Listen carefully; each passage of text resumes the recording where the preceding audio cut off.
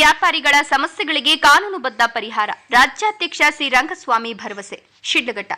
ಬೀದಿ ಬದಿ ವ್ಯಾಪಾರಿಗಳು ಯಾವುದೇ ಒಂದು ಜಾತಿ ಧರ್ಮಕ್ಕೆ ಸೀಮಿತವಲ್ಲ. ಎಲ್ಲ ವರ್ಗದವರು ಸೇರಿ ಬೀದಿ ಬದಿ ವ್ಯಾಪಾರಿ ಎಂಬ ಒಂದೇ ಗುರುತನ್ನ ಹೊಂದಿದ್ದೇವೆ ಅಂತ ಕರ್ನಾಟಕ ಪ್ರದೇಶ ಬೀದಿ ಬದಿ ವ್ಯಾಪಾರಿಗಳ ಸಂಘಗಳ ಸಂಘದ ರಾಜ್ಯಾಧ್ಯಕ್ಷ ಸಿ ರಂಗಸ್ವಾಮಿ ಹೇಳಿದರು.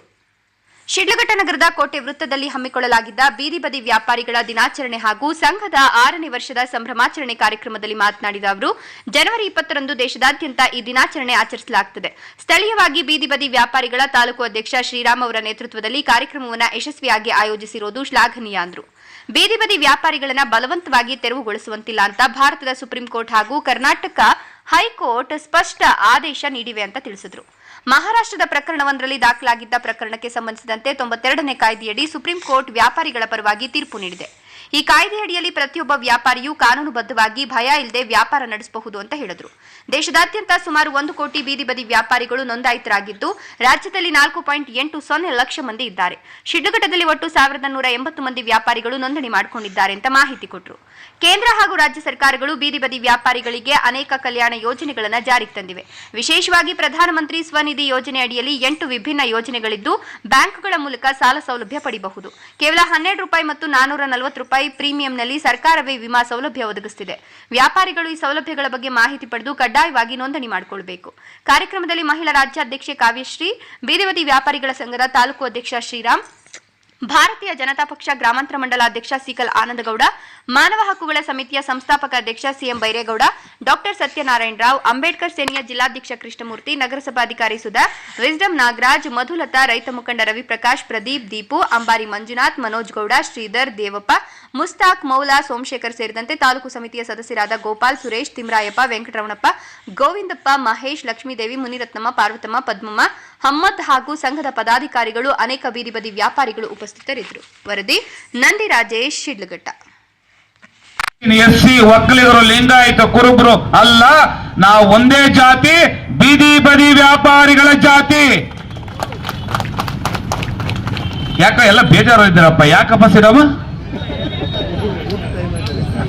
ಆದ್ರೆ ಇವತ್ತು ನಮಗೆ ಆದ ಒಂದು ಸ್ಟ್ರೀಟ್ ವೆಂಡರ್ ಆಕ್ಟ್ ಇದೆ, ಸುಪ್ರೀಂ ಕೋರ್ಟ್ ಅಲ್ಲಿ ಕಾಯ್ದೆ ಇದೆ, ಹೈಕೋರ್ಟ್ ಅಲ್ಲಿ ಕಾಯ್ದೆ ಇದೆ, ಸರ್ಕಾರ ಮಟ್ಟದಲ್ಲಿ ಸ್ಕೀಮ್ ಇದೆ.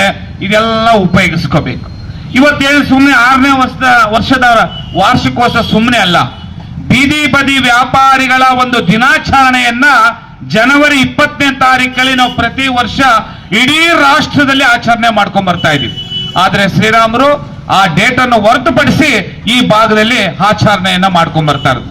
ನಿಮ್ಮ ಹಬ್ಬ, ನಿಮಗೋಸ್ಕರ, ನಿಮ್ಮ ನುಡಿಗೋಸ್ಕರ, ನಿಮ್ಮ 365 ಏನು ನೀವು ಜೀವನ ಮಾಡ್ತೀರಾ, ಮಳೆ ಚಳಿ ಬಿಸಿಲು ಅನ್ನತಕ್ಕಂಥದ್ದನ್ನ ನೀವು ವ್ಯಾಪಾರ ಮಾಡ್ಕೊಂಡ್ ಬರ್ತಾರೆ. ನಿಮ್ಮ ಹಬ್ಬ ಇವತ್ತು 6ನೇ ವರ್ಷದ ವಾರ್ಷಿಕೋತ್ಸವನ್ನ ಮಾಡ್ತಾ ಇದ್ರಲ್ಲ, ನೀವು ನಗುಮುಖವಾಗಿರಬೇಕು. ಇಲ್ಲಿ ಯಾರು ಅಯ್ಯೋ ವ್ಯಾಪಾರ ಆಗಿಲ್ಲ, ನಿಮ್ಮ ಎಲ್ಲ ಬೈತಾ ಇದ್ದೀರಾ, ಅಯ್ಯೋ ನಾನು ಸೊಪ್ಪು ಕೊಳ್ತಾ ಇದ್ದಾರೆ, ನನ್ನ ಹೂ ಕೊಳ್ತಾ ಇದೆ, ನಾನು ವ್ಯಾಪಾರ ಮಾಡ್ಬೇಕು, ಬಿಟ್ರೋ ಬೋಳಿ ಮಗಳ ಅಂತ ಬೈಕೊಳ್ಳೋರು ಇದ್ದೀರಾ ಅಲ್ವಾ? ಅದು ಬೈಬಾರ್ದು. ಇದು ನಿಮ್ಮ ಹಬ್ಬ, ನಿಮಗೋಸ್ಕರ ಮಾಡ್ತಾ ಇರತಕ್ಕಂತ ಇವತ್ತಿನ ವೇದಿಕೆಯನ್ನ ಇವತ್ತಿನ ಸೃಷ್ಟಿ ಮಾಡಿ ನಮ್ಮ ಕರ್ನಾಟಕ ಪ್ರದೇಶ ಬೀದಿ ಬದಿ ವ್ಯಾಪಾರಿಗಳ ಅಧ್ಯಕ್ಷರಾಗಿರ್ತಕ್ಕಂಥ ಇಲ್ಲಿನ ಶಿಡ್ಲಘಟ್ಟದ ಅಧ್ಯಕ್ಷರ ಶ್ರೀರಾಮ್ ಅವರು ಈ ವೇದಿಕೆಯನ್ನ ಮತ್ತು ನಮ್ಮ ಒಂದು ಜೀವನವನ್ನ ಸಾಗಿಸುವಂತ ನಮ್ಮ ಬೈರೇಗೌಡರ ಒಂದು ಆ ಮನೆಯಿಲ್ಲದವರಿಗೆ ಅವರ ಒಂದು ಸೂರವನ್ನ ವ್ಯವಸ್ಥೆ ಮಾಡಕ್ಕೆ ಅವರು ಬಂದಿದೆ. ಅವ್ರಿಗೂ ನಾನು ಸ್ವಾಗತವನ್ನ ಕೊಡ್ತಾ ಇದ್ದೀನಿ. ಸಭೆಗಳ ಕಾಯ್ದೆ ಇದೆ. ಬೀದಿ ಬದಿ ವ್ಯಾಪಾರಿಗಳು ನಿಮ್ಮ ಯಾರು ಒಕ್ಕಲೆಬ್ಬಿಸುವಂತ ಅವಶ್ಯಕತೆ ಇಲ್ಲ. ಬೀದಿ ಬದಿ ವ್ಯಾಪಾರಿಗಳಿಗೆ ನ್ಯಾಷನಲ್ ಸ್ಟ್ರೀಟ್ ವೆಂಡರ್ಸ್ ಮಹಾರಾಷ್ಟ್ರ ಆಕರ್ಷ್ ಯೂನಿಯರು ಒಬ್ಬ ಪೊಲೀಸ್ ಏಟು ಬಿಟ್ಟಿ ಕೇಸ್ 92 ಆಕ್ಟ್ ಪ್ರಕಾರವಾಗಿ ಕೇಸ್ ಹಾಕಿದಾಗ ನಾವು ರಿಟ್ ಹಾಕಿದ್ವಿ. ಸುಪ್ರೀಂ ಕೋರ್ಟ್ ಅಂಗಳಕ್ಕೆ ಬಂತು. ಸುಪ್ರೀಂ ಕೋರ್ಟ್ ನಮ್ಮ ಪರ ಇದೆ. ಯಾವುದೇ ಕಾರಣಕ್ಕೂ ಪ್ರಜಾಪ್ರಭುತ್ವದಲ್ಲಿ ಪ್ರಜೆಗಳು ಇವ್ರನ್ನ ಗುರುತಿಸ್ಬೇಕನ್ನತಕ್ಕಂಥದ್ದನ್ನ ಹೇಳಿ ಪ್ರಜೆಗಳಿಗೋಸ್ಕರ ಇರೋದು ನಮ್ಮ ದೇಶದಲ್ಲಿ ಇವತ್ತು ಅಸಂಘಟಿತ ಕಾರ್ಮಿಕ ವರ್ಗ 140 ವರ್ಗ ಬರ್ತದಲ್ಲ, ಅದಕ್ಕಿಂತ ಜಾಸ್ತಿ ವರ್ಗ ಭಾರತ ದೇಶದಲ್ಲಿ ಇರ್ತಕ್ಕಂಥ ಬೀದಿ ಬದಿ ವ್ಯಾಪಾರಿ ಒಳಗ ಫಸ್ಟ್ ವರ್ಗ ಅದು ಅಸಂಘಟಿತ ಕಾರ್ಮಿಕ ವರ್ಗದಲ್ಲಿ ಬೀದಿ ಬದಿ ವ್ಯಾಪಾರಿಗಳು. ಯಾಕೆ ಹೇಳ್ತಾ ಇದ್ದೀನಿ ಅಂದ್ರೆ, ಒಂದು ಕುಟುಂಬದಲ್ಲಿ 1 ರಿಂದ 5 ಜನ, 10 ಜನ, 8 ಜನ, 3 ಜನ ಇದ್ದೀವಿ. ಭಾರತ ದೇಶದಲ್ಲಿ ಇವತ್ತು 1 ಕೋಟಿ ಜನಸಂಖ್ಯೆ ಸರ್ಕಾರದಲ್ಲಿ ನೋಂದಾವಣೆ ಆಗಿರ್ತಕ್ಕಂಥದ್ದು. ನಮ್ಮ ರಾಜ್ಯ ಸರ್ಕಾರದಲ್ಲಿ 4,80,000 ಜನ ನೋಂದಾವಣೆ ಆಗಿರ್ತಕ್ಕಂಥದ್ದು. ಆದ್ರೆ ಶಿಡ್ಲಘಟ್ಟದಲ್ಲಿ ಎಷ್ಟು ಜನ ನೋಂದಾವಣೆ ಆಗಿದೆ ಗೊತ್ತಿಲ್ಲ. 1,180 ಜನ ನೋಂದಾವಣೆ ಆಗಿದ್ದಾರೆ ಶಿಡ್ಲಘಟ್ಟ ನಗರಸಭೆ ವ್ಯಾಪ್ತಿಯಲ್ಲಿ. ಇದು ಯಾಕೆ ಹೇಳ್ತಾ ಇದ್ದೀನಿ ಅಂದ್ರೆ, ನಮ್ಮ ರಾಜ್ಯ ಸರ್ಕಾರ ಮತ್ತು ಕೇಂದ್ರ ಸರ್ಕಾರ ಇವಾಗ ನಾನು 3 ಪಕ್ಷದ ಬಗ್ಗೆನೂ ಮಾತಾಡಬೇಕಾಗತ್ತೆ. ಯಾಕೆಂದ್ರೆ ನಾನು 3 ಜನರು ನಾನು ಎಲ್ಲ ಸರ್ಕಾರ ಮಟ್ಟದಲ್ಲಿ ಯೋಜನೆಗಳನ್ನು ಜಾರಿ ಮಾಡಿಸಿದ್ದೀನಿ. ಫಸ್ಟ್ ಮಾನ್ಯ ಇದನ್ನ ಮೂಲಭೂತ ಯಾರು? ನಮ್ಮ ಡಾಕ್ಟರ್ ಮನಮೋಹನ್ ಸಿಂಗ್ ಜಿ ಅವರು ಕಾಯ್ದೆಯನ್ನು ತಂದ್ರು. 2012 ರಸ್ತೆ ವ್ಯಾಪಾರ ನೀತಿ ಬಂತು. 2009-12ರಲ್ಲಿ ಬಂತು. 2013ರಲ್ಲಿ ನಮಗೆ ಲೋಕಸಭೆ ರಾಜ್ಯಸಭೆಯಲ್ಲಿ ಬಿಲ್ ಪಾಸ್ ಆಯಿತು. ಅವಾಗ ಡಾಕ್ಟರ್ ಮನಮೋಹನ್ ಸಿಂಗ್ ಜಿ ಅವರು, ರಾಹುಲ್ ಗಾಂಧಿ ಅವರು ಅವಾಗ ಏನ್ ಮಾಡಿದ್ರು ಅಂದ್ರೆ, ಕಾಶ್ಮೀರವನ್ನು ಹೊರತುಪಡಿಸಿ ಆವತ್ತಿನ ಸಂಸದರು, ವಿರೋಧ ಪಕ್ಷದವರಾಗಿರ್ಬೋದು ಮತ್ತು ನಮ್ಮ ಪಕ್ಷದವರಾಗಿರ್ಬೋದು, ಆ ದಿವಸ ಲೋಕಸಭೆಯಲ್ಲಿ ಬಿಲ್ ಅನ್ನ ಪಾಸ್ ಮಾಡಿದ್ರು. ಕಾಶ್ಮೀರವನ್ನು ಹೊರತುಪಡಿಸಿ ಸ್ಟ್ರೀಟ್ ವೆಂಡರ್ ಆಕ್ಟ್ ಅಂತ ಬಂತಲ್ಲ, ಇವತ್ತು ಆಕ್ಟ್ ಬಂದಿದ್ಕೆ ಇವತ್ತು ಮೈಕ್ ಇಟ್ಕೊಂಡು ನಾವು ವೇದಿಕೆ ಸೂಚಿ ಮೇಲೆ ಕೂತ್ಕೊಂಡಿರ್ತಕ್ಕಂಥದ್ದು ಅಂದ್ರೆ ಅದು ನಮ್ಮ ಡಾಕ್ಟರ್ ಮನಮೋಹನ್ ಸಿಂಗ್ ಜಿ ಅವರು ಅಂತ ನಾನು ಇಷ್ಟಪಡ್ತೀನಿ. ಮತ್ತು ಅದೇ ರೀತಿ ಬಿಲ್ಗಳನ್ನ ಪಾಸ್ ಬಂತು. ಬಿಲ್ ಆದ ಮೇಲೆ ಆವ ರಾಜ್ಯಕ್ಕೆ ಅನುಗುಣಿದ್ರು. ಅದು ನೋಡಿದ್ರೆ ನಮ್ಮ ಬೆಂಗಳೂರು ನಗರದಲ್ಲಿ ಯಾವುದೋ ಒಂದು ಕುಪ್ಪೆ ತೊಟ್ಟೆಲಿ ಹಾಕಿದ್ರು. ನಮ್ಮ ಹುಡುಗಿ ಸಾಕಾಯ್ತು. ಅದು ಎಲ್ಲಿತ್ತು ಅಂದ್ರೆ BBMP ವ್ಯಾಪ್ತಿಯಲ್ಲಿ ಒಂದು ಮೂಲೆಯಲ್ಲಿ ಗುಂಪಲ್ಲಿ ಬಿದ್ದಿತ್ತು. ಆಮೇಲೆ ಒಂದು ಕಡೆ ನಮ್ಮ ಕರ್ನಾಟಕ ಸರ್ಕಾರ ಆಗಿನ ಸುಪ್ರೀಂ ಕೋರ್ಟ್ಗೆ ಅಂಗಲೇ ಕಳಿಸ್ಬಿಟ್ರು, ನಾವು ಟೌನ್ ರೆಂಡಿ ಕಮಿಟಿ ರಚನೆ ಮಾಡೋದು ಅಂತ.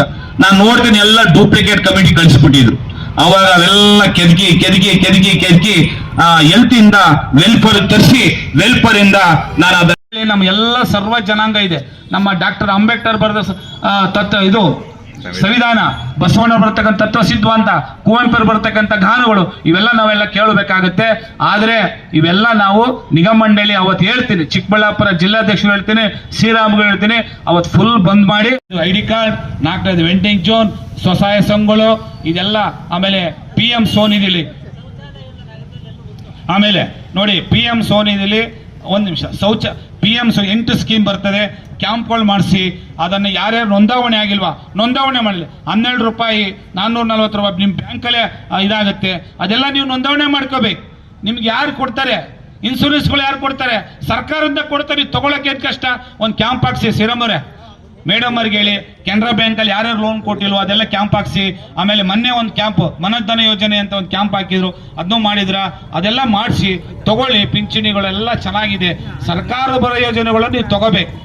MP ಪ್ರಧಾನಮಂತ್ರಿ ಆಗಿರ್ಬೋದು, CM ಆಗಿರ್ಬೋದು ಘೋಷಣೆ ಮಾಡ್ತಾರೆ. ಅದನ್ನು ಅವರು ಏನು ಲೀಡರ್ಶಿಪ್ ಪದಾಧಿಕಾರಿ ಬ್ಲಾಕ್ ಅಧ್ಯಕ್ಷರು ಮಾಡಿದ್ದೀವಿ ಅದಕ್ಕೆ ಒಂದಾರೆ. ಯಾಕೆಂದ್ರೆ ನಿಮ್ಗೊಂದು ಹಬ್ಬ ಇವತ್ತು, ಅದು ನೀವೆಲ್ಲ ಪಾಲ್ಗೊಂಡು ಈ ಕಾರ್ಯಕ್ರಮನ ಒಳ್ಳೆ ರೀತಿಯಲ್ಲಿ ಯಶಸ್ವಿಗೊಳಿಸ್ತಾ ಇದ್ದೀರಾ. ನನ್ನ ನಮಸ್ಕಾರಗಳು. ಮತ್ತೆ ಇಲ್ಲಿ ನಾನು ಇವಾಗ ಸಮಸ್ಯೆಗಳನ್ನ ಕೇಳಿದೆ. ಮೊದಲಿಗೆ ನನ್ನನ್ನು ಏನಕ್ಕೆ ಅಧ್ಯಕ್ಷರು ಮಾಡಿದ್ದಾರೆ, ಮಹಿಳಾ ಅಧ್ಯಕ್ಷರು ಏನಕ್ಕೆ ಮಾಡಿದ್ದಾರೆ ಅನ್ನೋದು ನೀವು ತಿಳ್ಕೊಳ್ಳೇಬೇಕಾಗಿರೋ ವಿಷಯ. ಯಾಕೆ ಅಂದರೆ ಮಹಿಳೆಯರು ತುಂಬ ಸಮಸ್ಯೆಗಳನ್ನ, ತುಂಬ ಅನುಕೂಲಗಳು ಇದೆ, ತುಂಬ ನೀವೇನು ಮಾಡ್ತಾ ಇದ್ದೀರಾ, ಆ ಸಮಸ್ಯೆಗಳಲ್ಲಿ ಮುಳುಗ್ತಾ ಇದ್ದೀರಾ, ಅದನ್ನ ಪರಿಹಾರನ ತಗೋತಾ ಇಲ್ಲ. ಯಾವ್ಯಾವುದು ಕಾನೂನುಬದ್ಧವಾಗಿ ನಮ್ಮ ಬೀದಿ ಬದಿ ವ್ಯಾಪಾರಿಗಳಿಗೆ ಏನೇನಿದೆ ಸವಲತ್ತುಗಳು ಅದು ತುಂಬ ಜನಕ್ಕೆ ಅರಿವೇ ಇಲ್ಲ. ನಾನು ಈಗ ಕೇಳಿದ ಮಟ್ಟಿಗೆ ಮೇಡಮ್ ನೀವು ತಿಳಿಸ್ಕೊಡಿ ಪ್ಲೀಸ್ ಅಂತ ಕೇಳಿದ್ರು. ಹೆಚ್ಚಿನ ರೀತಿಯಲ್ಲಿ ನಮ್ಮ ಸರ್ಕಾರದ ವತಿಯಿಂದ ಆಕ್ಟ್ ಅಡಿಯಲ್ಲಿ ನಮಗೆ ಕಾನೂನಾತ್ಮಕವಾಗಿ ಇದೆ. ನಿಮಗೆ ಅದ್ರ ಬಗ್ಗೆ ಯಾವುದೇ ಮಾಹಿತಿ ಇಲ್ಲ. ತುಂಬ ಜನ ಈ ಲೋನ್ಗಳಿದೆ, ಯಾರು PM ಸ್ವನಿಧಿ ತಗೊಂಡಿರ್ತೀರಾ ಅದರ ಅಡಿಯಲ್ಲಿ 9 ಸ್ಕೀಮ್ಗಳಿದೆ. ಈಗ ಅದ್ರ ಬಗ್ಗೆ ನಾನು ಹೇಳಕ್ಕೆಂದ್ರೆ ವೇದಿಕೆ ಮೇಲೆ ತುಂಬ ಜನ ಇದ್ದಾರೆ. ನಾನು ಶ್ರೀಧರ್ ಸರ್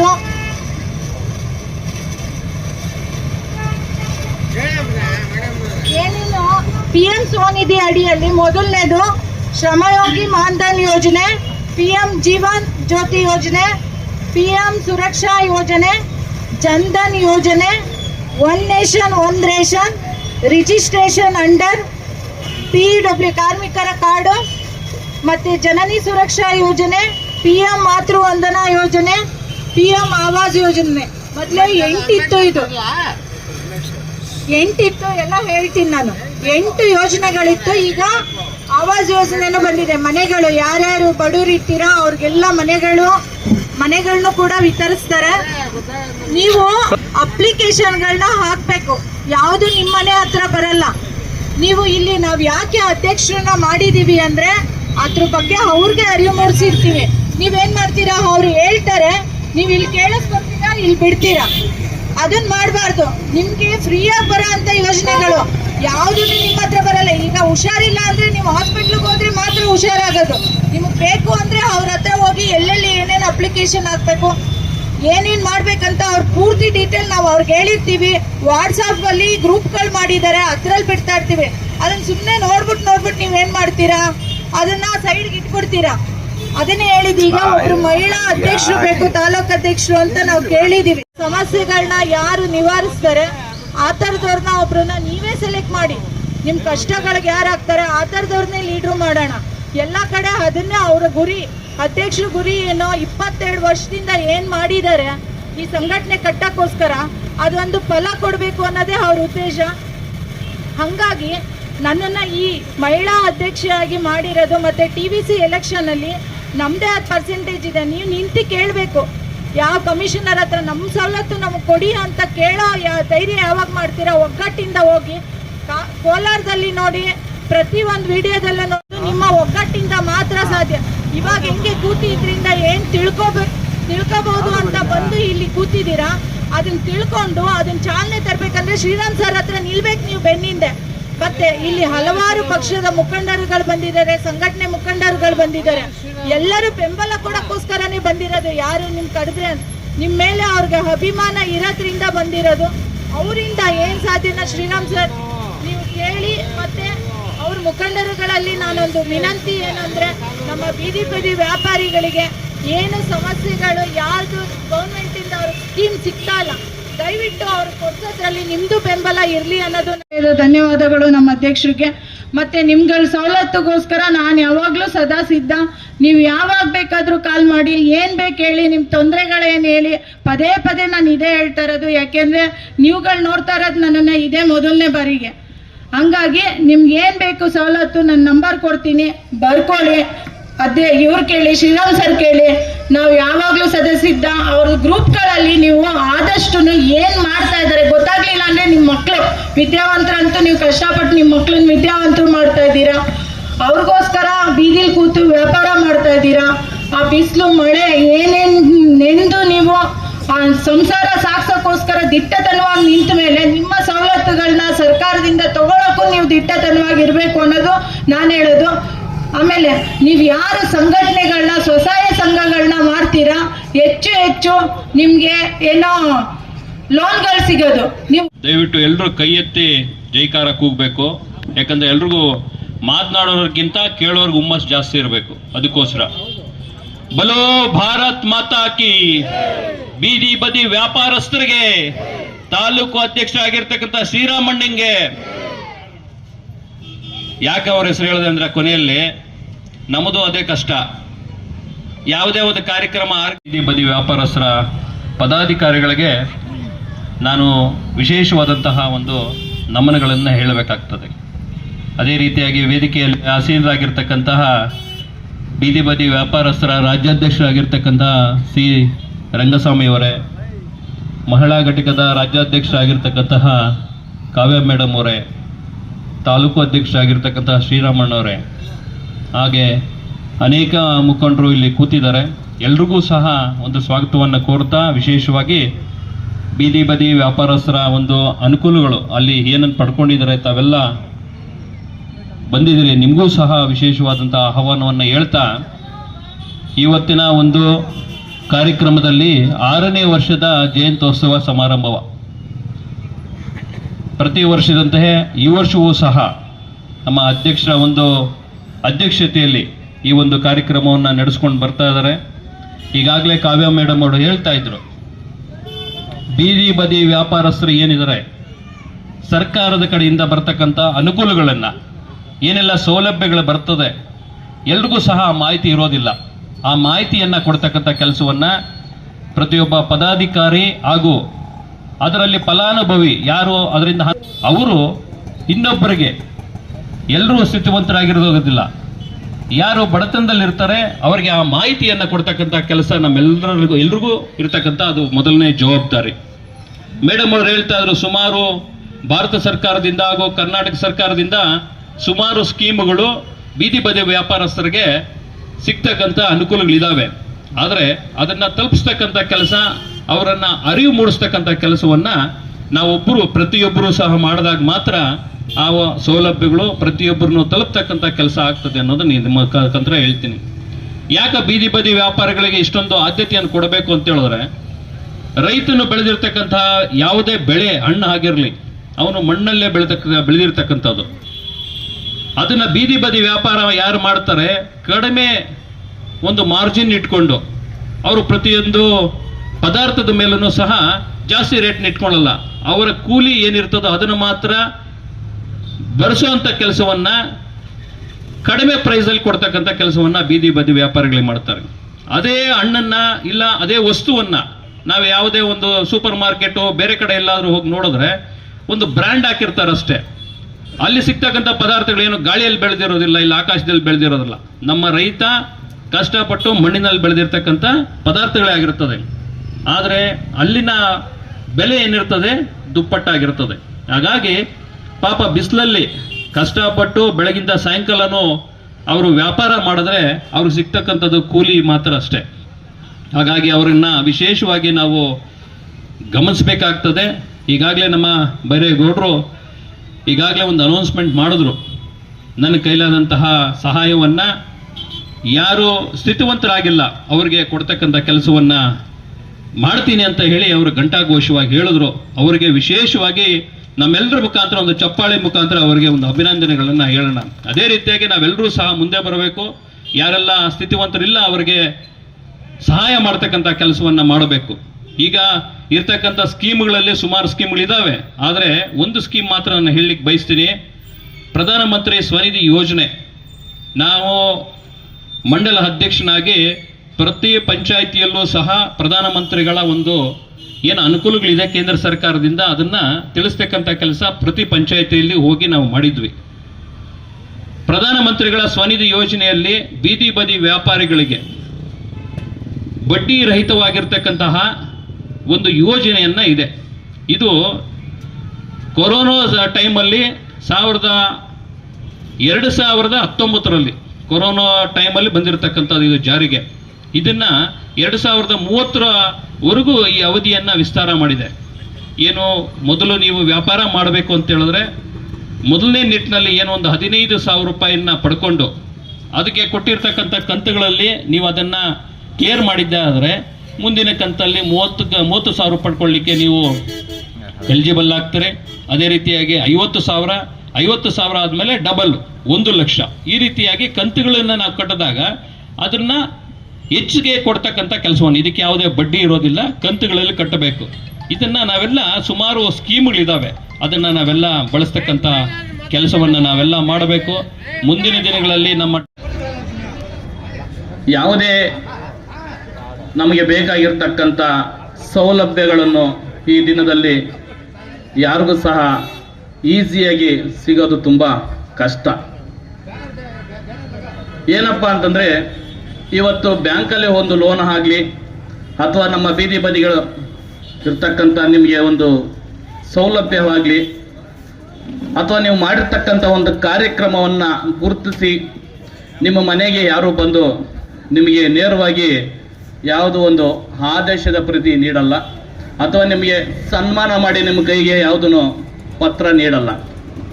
ಹಾಗಾಗಿ ಈ ದಿನಗಳಲ್ಲಿ ಏನು ನಮ್ಮ ಹಕ್ಕು, ಪ್ರತಿಯೆಲ್ಲರ ಹಕ್ಕು, ಮಾನವ ಹಕ್ಕು, ಏನು ನೀವು ಹೋಗಿ ಆ ಅಧಿಕಾರಿಗಳನ್ನು ಪ್ರಶ್ನೆ ಮಾಡಿ ನಿಮಗೆ ಬರ್ತಕ್ಕಂಥ ಸೌಲಭ್ಯನ ನೀವು ಪಡೆದುಕೊಳ್ಳಬೇಕು. ನಿಮ್ಮ ಹಕ್ಕುಗಳೇನಾಯ್ತು ಅದು ತಿಳ್ಕೊಂಡು ಅಲ್ಲಿ ಏನು ಅಧಿಕಾರಿ ಹತ್ರ ನಮ್ಮದು ಏನು ನಮ್ಗೆ ಬರ್ತಕ್ಕಂಥ ಅನುದಾನ ಏನಿದೆಯೋ ಅದನ್ನ ನೀವು ಪಡ್ಕೊಳ್ಬೇಕು. ಇದು ಬಹುಮುಖ್ಯವಾಗಿರ್ತಕ್ಕಂಥ ಒಂದು ಸಂದೇಹ. ನೋಡಿ, ಪ್ರತಿಯೊಬ್ಬ ಮನುಷ್ಯನೂ ಸಹ, ಪ್ರತಿಯೊಬ್ಬ ನಾಗರಿಕನಿಗೂ ಸಹ ಅವ್ರದೇ ಆದಂತಹ ಒಂದು ಹಕ್ಕುಗಳನ್ನು ಇರ್ತೈತಿ. ನಿಮಗೆ ಏನೇ ಬೇಕಾಗಿದ್ರು ಸಹ, ನಮ್ಮೆಲ್ಲರಿಗೂ ಏನೇ ಬೇಕಾಗಿದ್ರು ಸಹ ಈ ದಿನಗಳಲ್ಲಿ ನಾವೇ ನೇರವಾಗಿ ಕಚೇರಿಗಳಿಗೆ ಹೋಗಿ ನಮಗೇನು ಸಿಗ್ತಿರ್ತಕ್ಕಂಥ ಏನು ಸೌಲಭ್ಯಗಳನ್ನು ನೇರವಾಗಿ ಕೊಡ್ತಕ್ಕ ಬಳಕೆ. ಅಷ್ಟಕ್ಕೂ ಸಹ ಈ ಕೇಂದ್ರ ಸರ್ಕಾರ ಆಗಿ ದುಡ್ಡು ಕಾಸು ಕೊಡ್ತಾ ಇಲ್ಲ ಸ್ವಾಮಿ. ಕೇಂದ್ರ ಸರ್ಕಾರ ಆಗ್ಲಿ ರಾಜ್ಯ ಸರ್ಕಾರ ಆಗ್ಲಿ ಅವ್ರ ಪಾಕೆಟ್ ಇಂದ ತೆಗೆದು ಯಾರು ನಿಮ್ಗೆ ದುಡ್ಡು ಕಾಸು ಕೊಡ್ತಾ ಇಲ್ಲ. ನೀವು ಕಟ್ತಾ ಇರ್ತಕ್ಕಂಥ ತೆರಿಗೆ ದುಡ್ಡಲ್ಲಿ ನಿಮ್ಗೆ ಕೊಡ್ತಕ್ಕಂಥದ್ದು. ನೀವು ಕಟ್ತಕ್ಕಂಥ ಏನು ಟ್ಯಾಕ್ಸ್ ಅಂತ ಏನ್ ಕಟ್ತೀರಾ, ನೀವು ಕೂತಿರ್ತಕ್ಕಂಥ ಸುಂಕ ಏನ್ ಕಟ್ತೀರಾ, ಆ ದುಡ್ಡಲ್ಲಿ ನಿಮಗೆ ಯಾವುದೇ ಲೋನೇ ಆಗ್ಲಿ ಸೌಲಭ್ಯಗಳೇ ಆಗ್ಲಿ ಕೊಡ್ತಕ್ಕಂಥದ್ದು. ನಮ್ಮ ದುಡ್ಡು ನಮ್ಗೆ ಬೇಕಂತ ನಾವು ಕೇಳಿದಾಗ ಯಾಕೆ ಕೊಡಲ್ಲ ಅವರು? ಆದ್ರೆ ಒಬ್ರು ಇಬ್ರು ಹೋದಾಗ ಅದನ್ನ ಕಡೆಗಣಿಸ್ತಾರೆ. ಏನು ರಾಜ್ಯಾಧ್ಯಕ್ಷರು ಅತ್ಯುತ್ತಮವಾದಂತ ಒಂದು ಸಂಘಟನೆ ಕಟ್ಟಿದ್ದಾರೆ. ಆ ಸಂಘಟನೆ ನೀವೆಲ್ಲರೂ ಒಂದು ಕೈ ಜೋಡಿಸಿ ಕಚೇರಿಗೆ ಎಲ್ಲರೂ ಹೋಗಿ ನಿಮ್ಮ ಸೌಲಭ್ಯನ ನೀವು ಕೇಳಿ ತಗೊಬೋದಲ್ವಾ? ಈಗ ಆ ತಾಯಿ ಯಾರ ಹೇಳ್ತಾ ಇದ್ರು, ಫಸ್ಟ್ ನಾವು ಕಟ್ಟಿದೀವಿ ಮತ್ತೆ ಈಗ ನಮ್ಗೆ ಲೋನ್ ಸಿಗ್ತಾ ಇಲ್ಲ ಅಂತ. ಅದೇ ನೀವು ಒಬ್ಬರಾಗಿ ಕೇಳೋದು, ನಿಮ್ಮ ತಾಲೂಕು ಅಧ್ಯಕ್ಷ ಇದ್ದಾರೆ, ನಿಮ್ಮ ಒಂದು ಬೀದಿ ಬದಿ ವ್ಯಾಪಾರಿಗಳೊಂದು ಸಂಘಟನೆ ಇದೆ, ಆ ಸಂಘಟನೆ ಗಮನ ಕೊಟ್ಟು ಆ ಅಧ್ಯಕ್ಷ ಗಮನ ಕೊಟ್ಟು ನೀವು ಯಾಕೆ ತಗೊಂಬಾರ್ದು?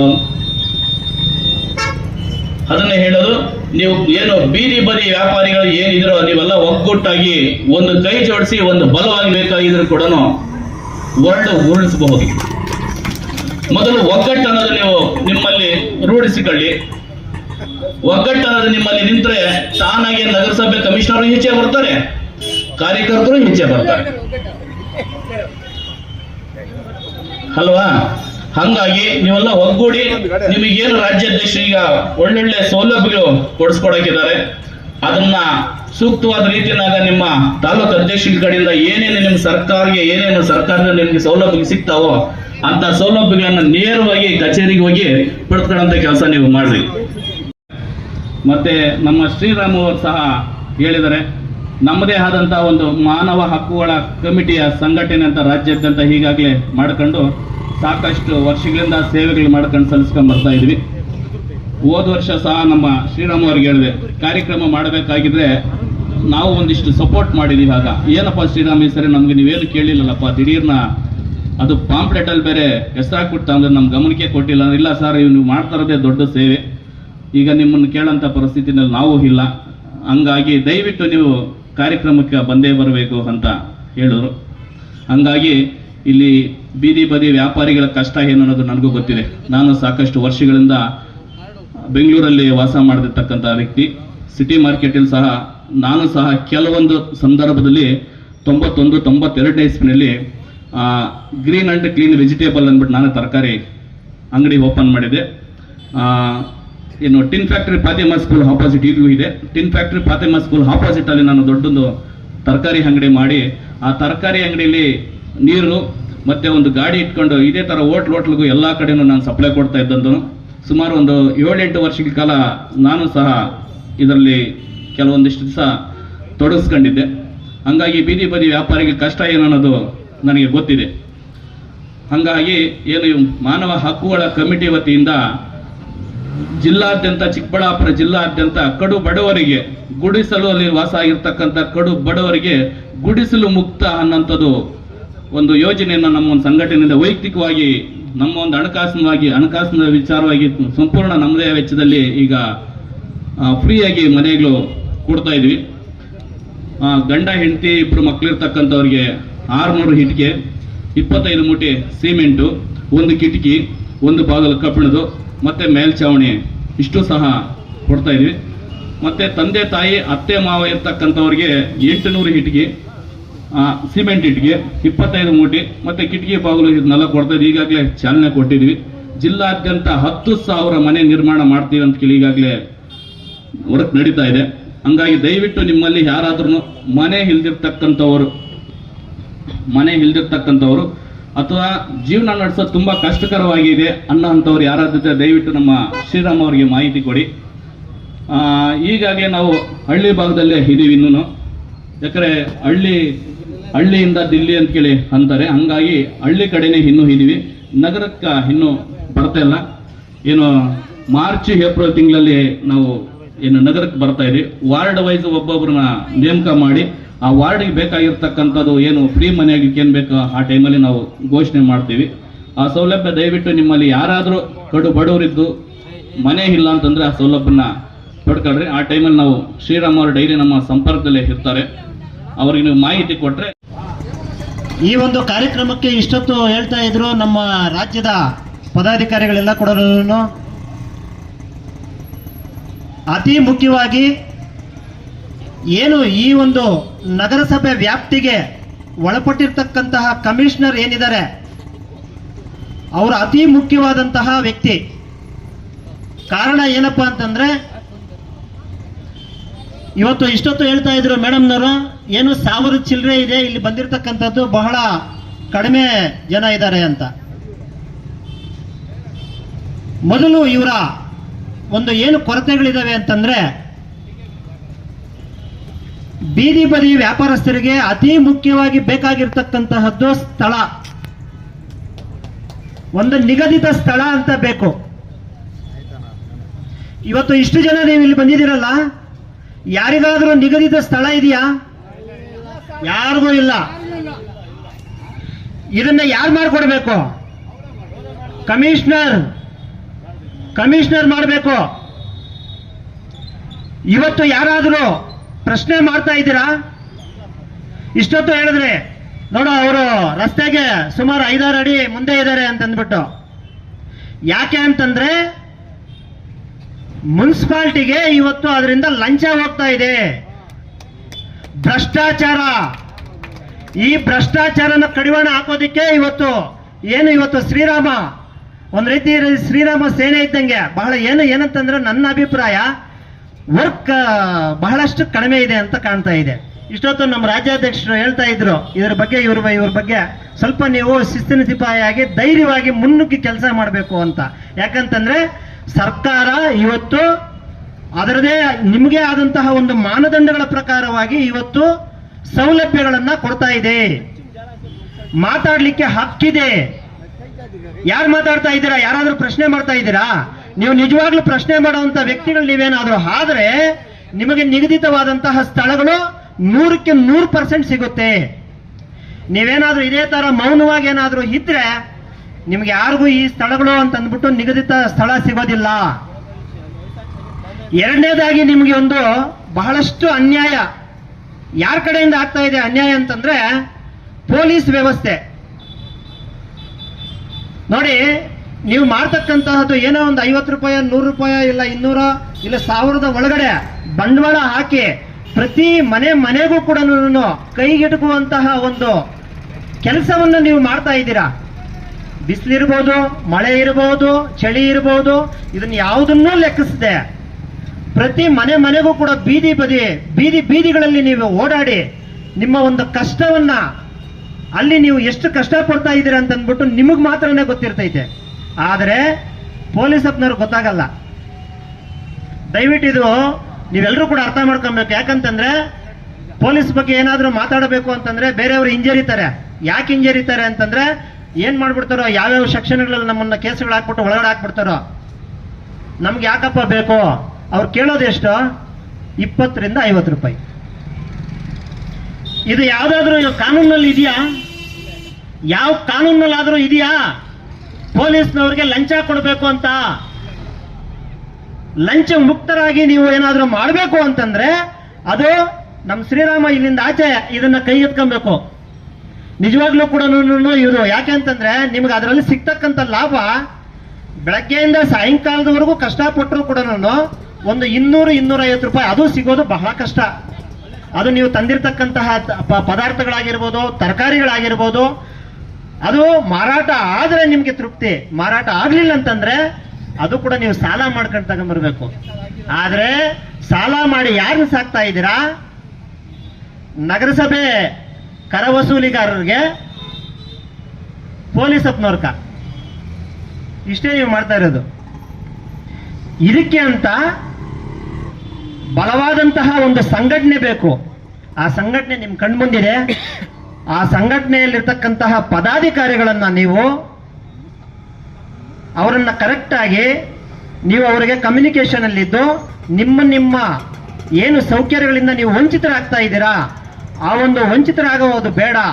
ಇಲ್ಲಿಂದ ಆಚೆ ಆದರೂ ನೀವೆಲ್ಲ ಕೂಡ ಎಚ್ಚೆತ್ಕೊಂಡು ಲಂಚಾವತಾರವನ್ನ ಮುಕ್ತ ಮಾಡಿ ಅಂತ ನಾನು ಈ ಸಂದರ್ಭ ಇಲ್ಲಿ ಪಟ್ರಳ್ಳಿ ಮತ್ತೆ ಕಡದನಕುಂಟೆ ಅಂತ ಅಂದ್ಬಿಟ್ಟು ಸುಮಾರು 3 ಎಕರೆ 4 ಎಕರೆ ಅಲ್ಲಿ ಜಮೀನು ತೆಗೆದಿದ್ದಾರೆ. ಇದುವರೆಗೂ ಕೂಡ ಕೋರ್ಟ್ ಸುತ್ತಾಡ್ತಾ ಇದ್ದಾರೆ. ಏನೋ ಆಸ್ಪತ್ರೆಗಳು ಕೊಟ್ಟಿದ್ದಾರೆ, ಕಂದಾಯ ಕಟ್ಸ್ಕೊಂಡಿದ್ದಾರೆ. ಆ ಒಂದು ನಿವೇಶನದ ಒಳಗಡೆ ಪ್ರವೇಶ ಮಾಡಲಿಕ್ಕೆ ಹೋದ್ರೆ ಆ ಒಂದು ಮಾಲೀಕರು ಏನಿದ್ದಾರೆ ಅವರನ್ನ ಹೊರದೂಡಿಸ್ತಾ ಇದ್ದಾರೆ. ಇದನ್ನ ನಗರಸಭೆಗೆ ನಾವೇ ಒಂದು ನ್ಯೂಸ್ ಕೂಡ ಮಾಡಿದ್ದೀವಿ. ಅದ್ರ ಬಗ್ಗೆ ಆ ವಿಚಾರವಾಗಿ 18 ವರ್ಷಗಳ ಹಿಂದೆನೆ ನಾನು ನ್ಯೂಸ್ ಮಾಡಿದ್ದೀನಿ. ಈಗಲೂ ಕೂಡ ಆಸ್ಪತ್ರೆಗಳನ್ನ ಹಿಡ್ಕೊಂಡು ಆ ಕಂದಾಯ ಕಟ್ಟಿರ್ತಕ್ಕಂಥ ರಸೀದಿಗಳನ್ನ ಹಿಡ್ಕೊಂಡು ಬಹಳಷ್ಟು ಜನ ಸುತ್ತಾಡ್ತಾ ಇದ್ದಾರೆ. ಮೇಡಮ್. ಇದು ಅದಕ್ಕೆ ನಾನು ಹೇಳಿದ್ದು, ನಿಮ್ಮ ಕಮಿಷನರ್ ಇಂಥ ಒಂದು ವೇದಿಕೆಗಳು ಬರಬೇಕು ಅಂತ ಅಂದ್ಬಿಟ್ಟು ನಾನು ಹೇಳ್ತಾ ಇರ್ತಕ್ಕಂಥದ್ದು. ಯಾಕೆಂತಂದ್ರೆ ಬಹಳಷ್ಟು ಇಲ್ಲಿ ಕೂಲಿ ಕಾರ್ಮಿಕರಿಗೆ, ಬೀದಿ ಬದಿ ವ್ಯಾಪಾರಸ್ಥರಿಗೆ ಬಹಳಷ್ಟು ಅನುಕೂಲ ಆಗ್ತೈತೆ. ಯಾರಿಗೆ ಇವತ್ತು ಸೈಟ್ಗಳಿಲ್ಲ ನೋಡಿ, ದಯವಿಟ್ಟು ಶ್ರೀರಾಮ್ ಇದನ್ನ ಬಹಳಷ್ಟು ಗಮನದಲ್ಲಿ ಇಟ್ಕ. ನಿಮ್ಮ ರಾಜ್ಯಕ್ಕೆ ಒಂದು ಲೆಟರ್ ಬರಿ. ಅದನ್ನ ಬಹಳ ಏನೋ ಒಂದು 3 ಎಕರೆ 4 ಎಕರೆ ಚಿಲ್ಲರೆ ಇದೆ ಅದು ನೋಡಿ. ಅದನ್ನ ಮಾಹಿತಿ ಇಲ್ಲಿ ಕೊಟ್ಬಿಟ್ಟು ಇವತ್ತು ಇವ್ರೇನ್ ಮಾಹಿತಿ ಕೊಡ್ತಾ ಇದ್ದಾರೆ ಗೊತ್ತಾ ಅಧಿಕಾರಿಗಳು? ನಾವು ಕಂಪ್ಲೇಂಟ್ ಮಾಡಿದೀವಿ, ಕೇಸ್ ಮಾಡಿದೀವಿ. ಎಷ್ಟು ವರ್ಷಗಳು ಬೇಕು ಕೇಸ್ ಮಾಡೋದಕ್ಕೆ, ಕಂಪ್ಲೇಂಟ್ ಮಾಡೋದಕ್ಕೆ? ಎಷ್ಟು ವರ್ಷ ಬೇಕು ಮೇಡಮ್? ಒಂದು ಭೂಮಿಯಲ್ಲಿ 3 ಅಥವಾ 4 ತಿಂಗಳು 5 ತಿಂಗಳು ಟೈಮ್ ಇದ್ರೆ 6 ತಿಂಗಳು ಅದನ್ನ ಪೋಷಣೆ ಮಾಡಿ ಬೆಳೆಯುವಂತ ರೈತ ಅಲ್ಲಿ ಬೆಳೆದು ಮಾರುಕಟ್ಟೆಗೆ ತಗೊಂಡೋಗ್ತಾನೆ. ಮಾರುಕಟ್ಟೆಗೆ ತಗೊಂಡೋಗಿ ಅಲ್ಲಿ ಒಬ್ಬ ಕಾರ್ಮಿಕ ಅದನ್ನ ಮೂಟೆಯನ್ನು ತಗೊಂಡೋಗಿ ಅಲ್ಲಿ ಹಾಕ್ತಾನೆ. ಒಬ್ಬ ವ್ಯಾಪಾರಸ್ಥ ಅದನ್ನ ಮಾರಾಟ ಮಾಡ್ತಾನೆ. ಅದನ್ನ ಬೀದಿ ಬದಿ ವ್ಯಾಪಾರಸ್ಥರು ಮತ್ತೊಬ್ರು ತಗೊಂಡ್ಬಂದು ಇಲ್ಲಿ ಹೇಳಿ ಒಂದು 4-5 ವರ್ಷದಿಂದ ಈ ತರ ಸೇವೆಯನ್ನ ಮಾಡ್ಕೊಂಡ್ ಬರ್ತಾ ಇದ್ದಾರೆ. ಯಾರಾದ್ರೂ ಇದ್ರೆ ನಮ್ಮ CM ಭೈರವ್ರಿಗೆ ಮಾಹಿತಿ ಕೊಡ್ಬೋದು. ಇಷ್ಟು ಮಾತುಗಳನ್ನು ಹೇಳಿ ನನ್ನ 2 ಮಾತುಗಳನ್ನು ಮೆಕ್ಕಲೆ ಅನ್ನೋನು ಬಂದ. ಅವನು ಭಾರತ ದೇಶದ ಸುತ್ತಾಡಿ ಅವನು ಹೇಳ್ದ, ಭಾರತ ದೇಶದಲ್ಲಿ ಎಲ್ಲೋದ್ರೂ ಸಮೃದ್ಧವಾಗಿದೆ, ಯಾರು ಬೀದಿ ಬದಿ ವ್ಯಾಪಾರಿಗಳಿಲ್ಲ, ಯಾರು ಈ ಭಿಕ್ಷೆ ಬೇಡೋರು ಇರಲಿಲ್ಲ ಅಂತ ನಮ್ಮ ಸಮೃದ್ಧವಾದ ಭಾರತ ಇವತ್ತು ಮುಂದಿನ 21 ವರ್ಷದಲ್ಲಿ ನಾವು ಸಮೃದ್ಧವಾಗಬೇಕು. ಎಲ್ಲ ಬೀದಿ ಬದಿ ವ್ಯಾಪಾರಿಗಳಿಗೂ ದೇವರು ಒಳ್ಳಾಟ ಮಾಡಿ ಕನ್ನಡ ನಾಡಿನಲ್ಲಿ ಇರ್ತಕ್ಕಂಥ ನಿಮ್ಮೆಲ್ಲರಿಗೂ ಈ ಚಿನ್ನದ ಬೀಡಿನಲ್ಲಿ ಯಾವಾಗಲೂ ಬೆಳದಿಂಗಳು ಇರಲಿ ಅಂತ ಹೇಳಿ ನನಗೆ